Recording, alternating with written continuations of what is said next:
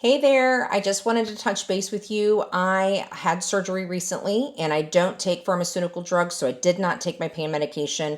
So, how did I get through my surgery? Dealing with the pain is with this pain patch right here. This thing is phenomenal. As you can see, there's quite a few missing.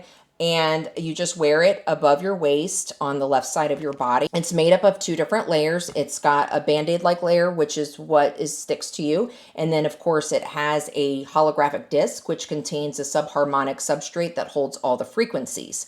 And so this kind of gets your body back into homeostasis, and so it's wearable, so you don't have to worry about bringing big bulky machines around with you. So this pain and inflammation patch will help increase your mobility. It reduces and alleviates your stiffness and your inflammation. It's got frequencies in it for nerve inflammation. TENS frequencies, just like you would have in a TENS unit from a chiropractor, is in here. The Mako Harpo tree, which eliminates the negative energy. Mother Earth mineral frequencies, which are the ones that help deal with all of that chatter and EMF that you're getting from Wi-Fi and cell towers. So it helps block that from your body. And then, of course, it has patchouli and Arnica essential oils, which are good for the pain relief.